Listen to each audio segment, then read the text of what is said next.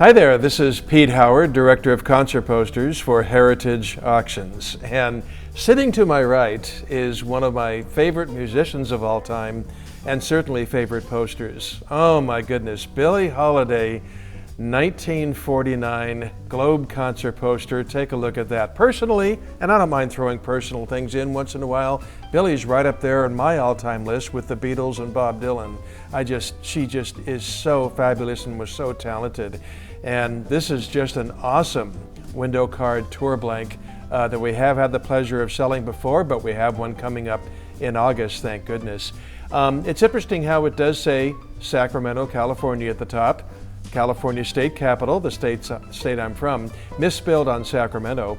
But it's interesting how no other city has ever been found with this on this poster. You know, Sacramento, just a few scarce examples, and that's all we have. But you know, you got to figure they did make. I mean, I think she even played Bakersfield, like on this short tour in 1949. I'm not sure, but you figure they might have made them, but they're made in such tiny numbers, they just don't survive. But take a look at the graphics and the visual beauty of this thing. I mean, red and yellow everywhere you look, right? And just a fabulous headshot of Billie with her trademark white gardenias there in her hair. Just, you know, it's just so nice.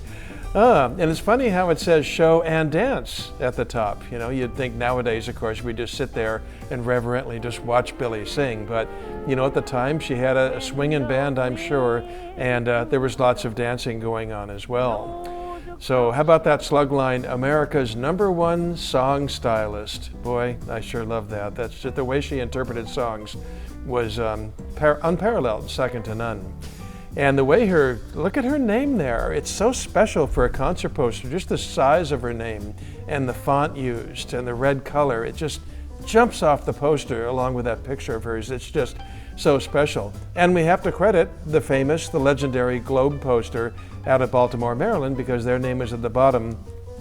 And either they or Joe Glaser, her manager, designed the poster, although they probably did it in harmony. Decca Records exclusively, it says at the bottom, and always nice to get the record label on there. But you know what's so interesting about this, and you take the Beatles or Dylan or lots of other musicians, and there are different concert posters to choose from and different tour blanks that were used. But this is the only poster of its kind from Billie's entire career. She just didn't often leave the safe confines of New York City, where of course she lived and played in Harlem and everything. She didn't hit the road very often. So, you know, this is the only known concert poster of its kind. They're sort of built for the long haul. And of course, by long haul, we mean a few weeks, a few months, and that's it. But, you know, theoretically, it was made in other cities. But everything else on Billie just tends to be one-off concert posters. In fact, another example of that is Jimi Hendrix. Same thing. He had one very small tour blank and basically one-off concert posters for 3 years. And Billie's got some nice one-off posters, but when they're making it for many shows, they really don't spare any expense and go into, you know, in the design, knowing it's going to be used in several cities over a period of time. And boy, does this poster reflect that. Just so beautifully put together and designed. I just so adore it. And 1949, well, let's see. This year is the year that Billie recorded and released Crazy He Calls Me. Crazy he calls me. Ain't Nobody's Business If I Do. And Give Me a Pigfoot and a Bottle of Beer. Give me a Pigfoot and a bottle of beer. And what's great about Billie, like a lot of other classic artists, is I could pick any other year and name 3 great songs like that from that year. But it's just so nice to know that that's what she was sounding like the exact year of this poster in 1949. So Heritage has been lucky enough to offer a couple of these in the past, and the last one we sold about a year ago went for $36,000.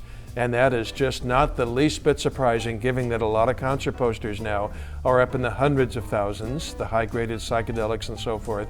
And this one is just worth every penny. It's just, well, if you're watching this, you probably agree with me. She was so special. It is so special. It is so scarce. It's just a poster and an artist, of course, for the ages.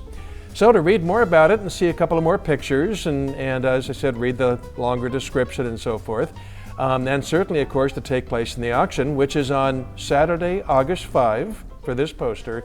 All you have to do is go to ha.com/7308.